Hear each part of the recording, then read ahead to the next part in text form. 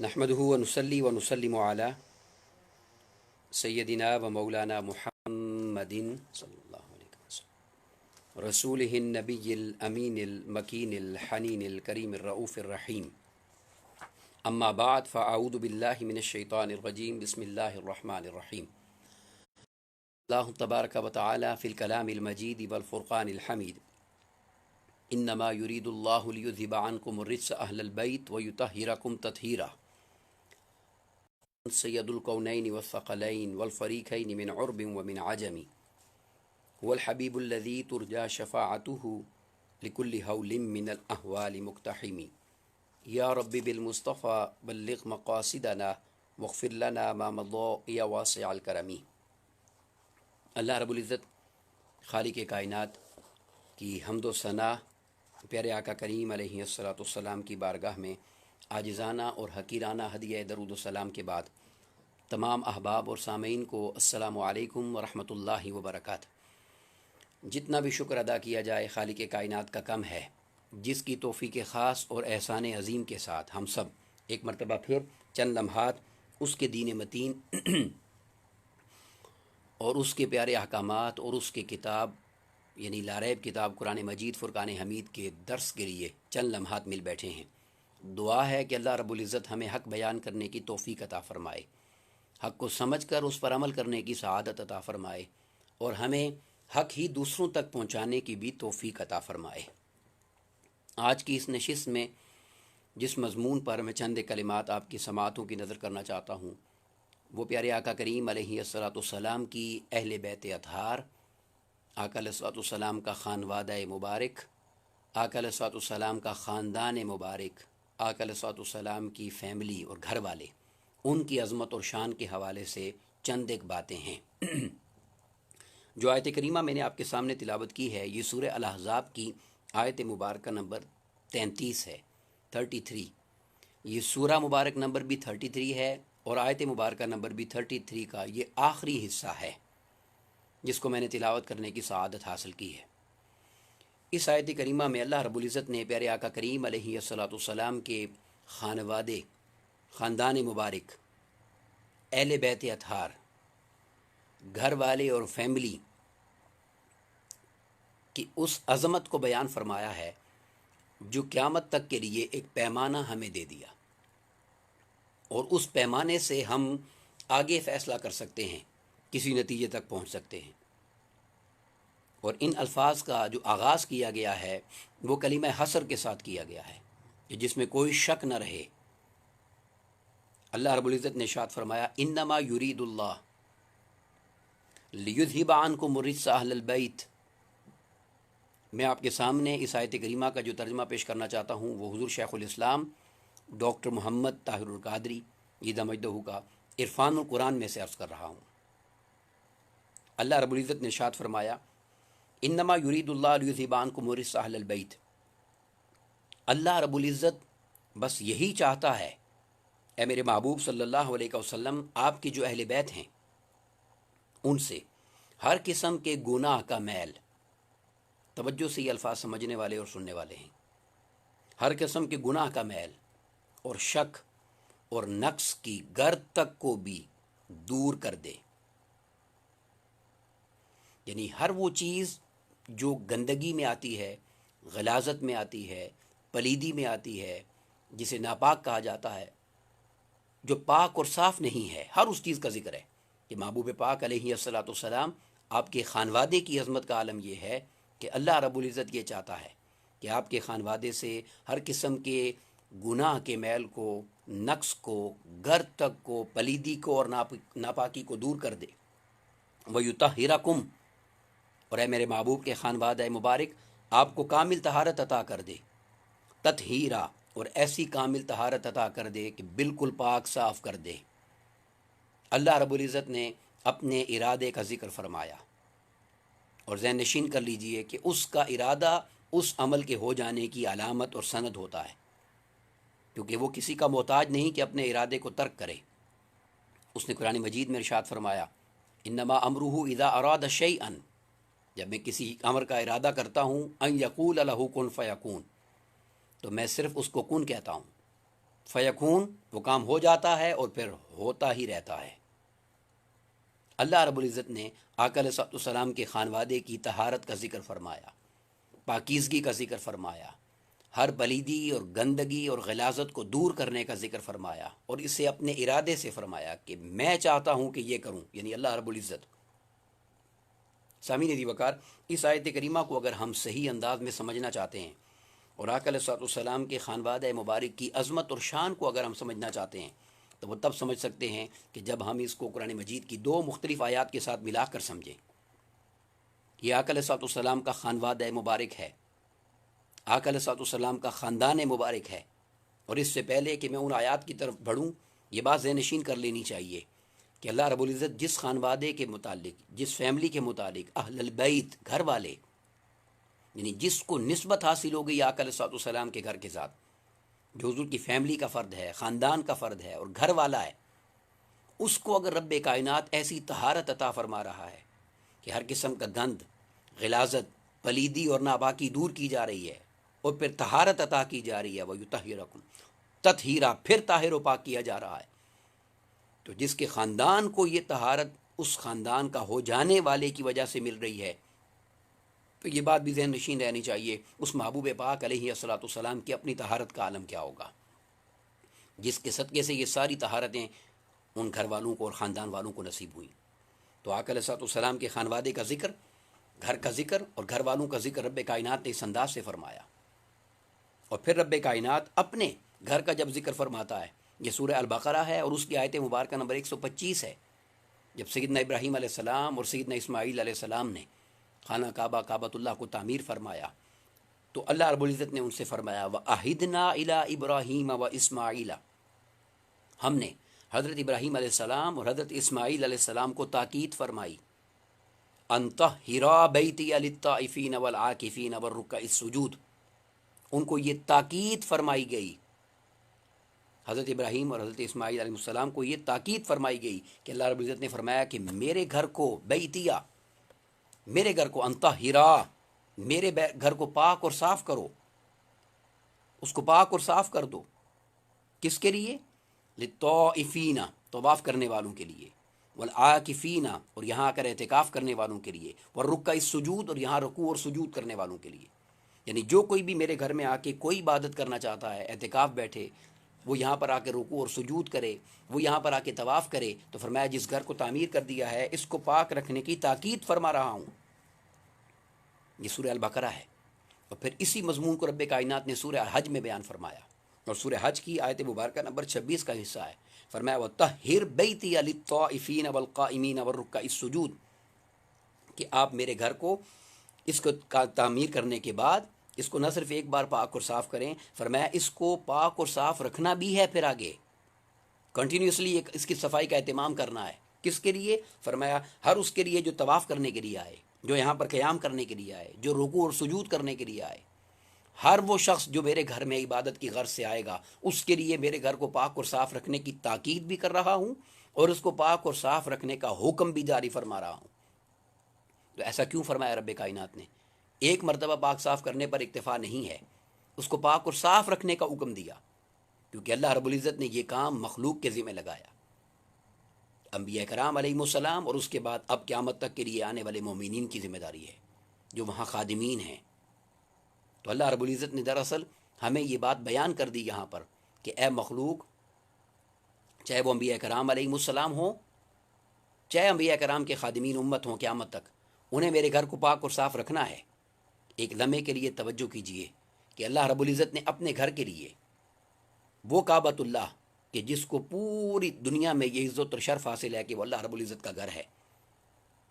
جس کی عظمت اور شان کا یہ عالم ہے کہ وہاں پر حج کیا جاتا ہے، وہاں پر طواف کیا جاتا ہے، اس کی زیارت کے لیے لوگ حاضر ہوتے ہیں، اور وہاں جا کر اللہ رب العزت کی بارگاہ میں حج اور عمرہ ادا کیا جاتا ہے، اس گھر کی صفائی کے اہتمام کے لیے اللہ رب العزت نے حکم مخلوق کو دیا اور صاف رکھنے کا فرمایا، اور بار بار صاف کرتے رہنے کا فرمایا، کیونکہ جو کام مخلوق کرتی ہے اسے پھر پاک اور صاف کرنے کی ضرورت پڑتی ہے۔ مگر جب آقا علیہ السلام کے خانوادے کی بات آئی اور محبوب کے گھر اور خاندان کی بات آئی تو رب کائنات نے فرمایا کہ انما یرید اللہ لیذھب عنکم الرجس اہل البیت ویطہرکم تطہیرا، اے محبوب پاک علیہ الصلوۃ والسلام، میں نے اپنے گھر کو صاف اور پاک کرنے کے لیے اور صاف اور پاک رکھنے کے لیے یہ ذمہ داری مخلوق کی لگائی ہے کہ وہ یہ کام کریں گے اور وہ کرتے رہیں گے، مگر جب آپ کے خانوادے کی بات آئی، آپ کی اہل بیت کی بات آئی اور آپ کے گھر والوں اور خاندان والوں کی فیملی والوں کی بات آئی، تو محبوب آپ کی فیملی اور آپ کے خاندان اور آپ کے نسب مبارک اور فیملی اور نسبت والوں کا عالم یہ ہے کہ ان کی پاکیزگی کا اہتمام اپنے ارادے، اپنے شان قدرت کے ساتھ میں نے کر دیا ہے۔ اور جب میں نے کر دیا ہے اور ایسا کر دیا ہے کہ اب قیامت تک کوئی پلیدی، کوئی ناپاکی، کوئی غلاظت، کوئی گندگی، کوئی پلیدی، کوئی ناپاک چیز اے میرے محبوب پاک علیہ الصلوۃ والسلام آپ کی اہل بیت اور آپ کی فیملی کے قریب تک بھی نہیں آ سکتی۔ اس آیت کریمہ پر اور اس طہارت پر گفتگو کرتے ہوئے، اس پاکی کا ذکر کرتے ہوئے بہت ساری باتوں کو کیا جا سکتا ہے، مگر آج جس طرف میں آپ کی توجہ دلانا چاہتا ہوں، بڑی توجہ سے سمجھنے والی بات ہے وہ یہ کہ جب رب کائنات نے یہ اعلان کر دیا کہ اے محبوب پاک علیہ الصلوۃ والسلام، آپ کے اہل بیت، آپ کے گھر والے، آپ کے خاندان اور آپ کی فیملی، اس کو اللہ رب العزت نے پاکی عطا کر دی ہے اور طہارت عطا کر دی ہے، تو اب قیامت تک کے لیے اگر کوئی بھی بدبخت شخص، کوئی بھی کم علم شخص، کوئی بھی نامراد شخص، کوئی بھی جاہل شخص، کوئی بھی عقل و شعور نہ رکھنے والا اگر اس خانوادہ پاک کے ساتھ کسی قسم کی غلاظت کا ذکر کرے، ناپاکی اور پلیدی کا ذکر کرے، یا وہاں پر کمی اور کمزوری کی بات کرے، یا کجی اور نقص کی بات کرے، تو یہ ہر کمزوری، ہر ناپاکی، ہر کمی، ہر کجی، ہر کمزوری، ہر غفلت اس شخص میں تو ہو سکتی ہے، آقا علیہ الصلوۃ والسلام کے خانوادے میں نہیں ہو سکتی۔ اور یاد رکھ لیں، اللہ رب العزت نے جب یہ اعلان فرمایا تو آقا علیہ الصلوۃ والسلام نے اس کی وضاحت فرمائی ہے حدیث پاک میں، امام بہقی نے اس کو روایت فرمایا، امام دہلوی نے اس کو روایت فرمایا، حضور مولا کائنات علیہ السلام اس کے راوی ہیں، توجہ سے سننے والے الفاظ ہیں یہ، اور اس حدیث پاک میں جو الفاظ آقا علیہ الصلوۃ والسلام کی زبان مبارک پر آئے ہیں، یہ الفاظ بالعموم آقا علیہ الصلوۃ والسلام کی زبان مبارک پر نہیں آتے، کیونکہ جس خانوادے کی طہارت کو اور پاکیزگی کو رب کائنات نے بیان کر دیا، اس کی عظمت کا اعلان کرنا مقصود تھا۔ عن علی رضی اللہ تعالیٰ عنہ قال قال رسول اللہ صلی اللہ علیہ وسلم، حضور مولا کائنات علیہ السلام روایت فرماتے ہیں کہ آقا علیہ الصلوۃ والسلام نے ارشاد فرمایا، من لم یعرف حق اطرتی، ہر وہ شخص جس نے چاہے لبادہ کوئی بھی اڑا ہوا ہو، جس نے وضع قطع چاہے جیسی بھی بنائی ہوئی ہو، جو خود کو بڑا فقیہ سمجھتا ہو، جو خود کو بڑا عالم سمجھتا ہو، جو خود کو بڑا دیندار سمجھتا ہو، کسی کی وضع و قطع پہ نہ جانا، کسی کی ظاہری صورت پر نہ جانا، کسی کے لبادے اور لباس پر نہ جانا، کسی کے اٹھنے بیٹھنے اور رہن سہن پر مت جانا، فرمایا سن لو توجہ سے، من لم یعرف حق اطرتی والانصار والعرب، جس شخص نے بھی میری اہل بیت پاک کے، میرے خاندادے کے حق کو، عظمت کو، شان کو نہ پہچانا اور نہ جان سکا، آقا علیہ الصلوۃ والسلام نے فرمایا فہو علیہ الثلاث، وہ تین میں سے ایک ہوگا، چوتھا نہیں ہو سکتا، فرمایا فہو علیہ ثلاث، وہ تین میں سے ایک ہوگا، اب وہ کون ہوگا سنیے، فرمایا اما منافقون، اس کا کوئی دعویٰ ایمان قبول نہیں ہوگا، اس کا کوئی حق پر ہونے کا دعویٰ قبول نہیں کیا جائے گا، جسے اہل بیت کے حق کی معرفت نصیب نہ ہو اور مقام کی معرفت نصیب نہ ہو، فرمایا وہ منافق ہوگا، اور اگر منافق نہیں ہے وہ اما لزنیتن، پھر وہ حرام اور زنا سے پیدا ہوا ہے، وہ نکاح سے پیدا نہیں ہوا اور حلال سے پیدا نہیں ہوا، وَإِمَّا لِزِنْيَةٍ، یہ آقا علیہ الصلوۃ والسلام کی حدیث مبارک ہے، اور پھر فرمایا وَإِمَّا امْرَؤٌ حَمَلَتْ بِهِ أُمُّهُ لِغَيْرِ طُهْرٍ، یا تیسرا وہ شخص ہے کہ جب اس کی ماں اس سے حاملہ ہوئی تو وہ طہر اور پاکیزگی میں نہیں تھی، وہ ناپاکی کی حالت میں تھی۔ اب چاہے منافقت ہو، چاہے زنا سے پیدا ہونا ہو، چاہے وہ طہر و پاکیزگی کے علاوہ حمل ٹھہرنا ہو، ان تینوں کی بنیاد کیا چیز بنتی ہے اور خلاصہ اس میں کیا ہے، وہ گندگی، ناپاکی اور پلیدی ہے۔ گویا قیامت تک کے لیے آقا علیہ الصلوۃ والسلام نے ہر اس شخص کی پاکی اور پلیدی کا ایک پیمانہ امت کو عطا کر دیا، اور امت کے سامنے ایک پیمانہ رکھ دیا گیا کہ خبردار کسی کے لباس کو دیکھ کر اور ظاہر و وضع قطع کو دیکھ کر اس کی پاکی پلیدی کا فیصلہ مت کرنا، کسی کے نام، کسی کے تعلق اور کسی کی کسی بات کو بھی دیکھ کر اس کی پاکی اور پلیدی کا فیصلہ مت کرنا، پیمانہ ایک بنانا، اگر اسے میری اہل بیت کے حق کی معرفت مل گئی ہے، وہ میرے اہل بیت کا وفادار ہو گیا ہے، میرے خاندان کی عزت اور شان کو سمجھنے والا ہو گیا ہے اور ان کی عظمت کی بات کرتا ہے، اور سب سے بڑھ کر میری اہل بیت کی طہارت کی اگر بات کرتا ہے تو یہ سند ہے کہ وہ خود طہارت والا ہے۔ اور جسے میری اہل بیت پاک کے اندر معاذ اللہ کمی اور کمزوری نظر آئے اور نکالنے کی بات کرے یا اس کا اظہار کرے تو یہ ہر گندگی اور غلاظت اس بیان کرنے والے کی ہوگی۔ میری اہل بیت کی طہارت پر اللہ رب العزت نے سند اتار دی ہے کہ جن کو اللہ تبارک و تعالیٰ نے پاکیزگی عطا کر دی، اس سے روئے زمین پر کوئی شخص ناپاک اور خلیظ اور گندا اور پلید نہیں کہہ سکتا۔ آج دعویٰ اسلام کا کرنا اور دعویٰ مبلغ اسلام کا کرنا اور بڑا اونچا بڑا نام بیان کر کے اپنے آپ کو پیش کرنا، اور اہل بیت اطہار اور بالخصوص اہل بیت اطہار میں آقا علیہ الصلوۃ والسلام کی شہزادی سیدہ کائنات سیدہ فاطمہ الزہرا سلام اللہ علیہا، جسے آقا علیہ الصلوۃ والسلام محبت سے سر مبارک پر بوسہ دیتے اور سر مبارک کو سونگ کر فرماتے، اے فاطمہ، جب میرا دل چاہتا ہے کہ جنت کی خوشبو کو سونگوں تو میں تیرے سر سے خوشبو لیتا ہوں۔ اس سیدہ پاک کی طہارت پر کل کائنات کی طہارتیں قربان ہو جائیں، اس سیدہ پاک کی ناموز پر کل کائنات کی ناموز قربان ہو جائے۔ اگر کوئی شخص آج اس سیدہ پاک کے حوالے سے معاذ اللہ ان کی خطا پر ہونے کی بات کرے، ان کی کمزوری کی بات کرے، ان کی طرف سے غلط ہونے کی بات کرے، تو یہ اعلان ہے اس بات کا کہ وہ شخص خود کسی طہارت اور کسی پاکیزگی اور کسی حق کے ساتھ تعلق نہیں رکھتا۔ بڑی خوبصورت بات شاعر نے اس آیت کریمہ کے حوالے سے کہی ہے۔ اس آیت کریمہ کی تشریح میں شاعر کہتا ہے کہ آیا تطہیر کے نزول نے یہ کر دیا ہے عام، وہی رجس ہے جو آل محمد سے دور ہے۔ سامعین دی وقار، اہل بیت پاک کو اللہ رب العزت نے ایسی طہارت عطا کر دی ہے کہ جو ان کی نسبت پاتا ہے وہ پاتا ہی تب ہے کہ جب طہارت والا ہوتا ہے، اور جب نسبت میں آ جائے تو اس کو طہارت پر طہارت نصیب ہو جاتی ہے۔ اور ہر وہ شخص جو یہاں پر زبان درازی کرتا ہے،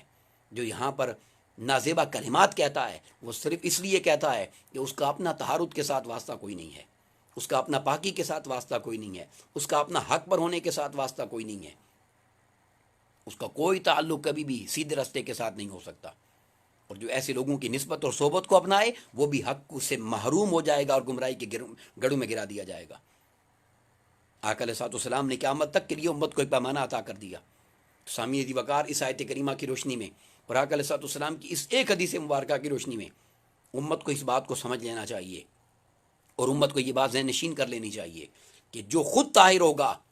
پاک ہوگا اور صاف ہوگا، وہی ان طاہروں کا اور پاکوں کا ذکر کرے گا، ورنہ ہر پلیدی کو جب دور کر دیا گیا ہے تو جس کے دل کے اندر، جس کے ایمان کے اندر، جس کے عقیدے کے اندر، جس کی سوچ کے اندر، جس کی فکر کے اندر، جس کی ترجیحات کے اندر کسی قسم کی بھی کمزوری ہوگی، اسے رب کائنات ان پاک ہستیوں کا قرب عطا نہیں کرے گا، ان پاک ہستیوں کی نسبت نصیب نہیں ہوگی اسے۔ میں ریکویسٹ کرنا چاہتا ہوں ہر سننے والے سے، خدا را کسی شخص کے نام پر مت جائیے، کسی شخص کی وضع و قطع پر مت جائیے، کسی شخص کے دین کے ٹھیکیداری کے دعوے پر مت جائیے، اور کسی شخص کے بہت بڑے عالم اور فاضل ہونے کے دعوے پر مت جائیے۔ جس شخص کو آقا علیہ الصلوۃ والسلام کے خانوادے کا حیا نصیب نہ ہو، اس نے کیا علم پڑھا ہے؟ حضور سیدی شیخ الاسلام ڈاکٹر محمد طاہر القادری جدہ مجدو آپ بیان فرماتے ہیں کہ لوگوں یہ بات یقین سے ذہن نشین کر لو اور سمجھ لو کہ لفظ علی اور مولا علی علیہ السلام کا نام عین سے شروع ہوتا ہے، اس شخص کو علم کی خیرات بھی نصیب نہیں ہو سکتی جسے علی کی غلامی نصیب نہ ہو۔ وہ شخص کس علم کی بات کرتا ہے جسے حضور مولا کائنات کی نسبت کا حیا نہ ہو، جسے حضور مولا کائنات کے تعلق کا حیا نہ ہو، جسے حضور آقا علیہ الصلوۃ والسلام کی شہزادی کی عزت کا پاس نہ ہو۔ اور پھر سب سے بڑھ کر بدبختی یہ ہے کہ آپ اس بات کو سوچئے کہ اگر زبان سے کوئی غلط جملہ نکل گیا، یہ انسان ہے، یہ خطا کا پتلا ہے، تو بجائے اس کے کہ توبہ کر کے اپنی آپ انسان رجوع کر لے اور واپسی کی طرف آئے، اپنی اس بات پر ڈٹ جانا اور اسی کو پروف کرنے کے لیے کوشش کرتے رہنا، یہ شیطان اور ابلیس کا طریقہ ہے۔ اس کے بعد بھی مسلسل اپنی بات پر ڈٹے رہنا اور اس جملے کو ثابت کرنے کے لیے بڑوں کا نام لے کر اور ان کی طرف منسوب کرنا اپنے آپ کو، اپنی خطا کو، یہ اس سے بڑھ کر جہالت ہے۔ سیدی اعلیٰ حضرت کے مسلک پر اگر چلنے والے ہیں آپ، تو سیدی اعلیٰ حضرت نے تو اس فیصلے کو دو ٹوک دو جملوں میں بیان کر دیا کہ جان احمد کی راحت پہ لاکھوں سلام،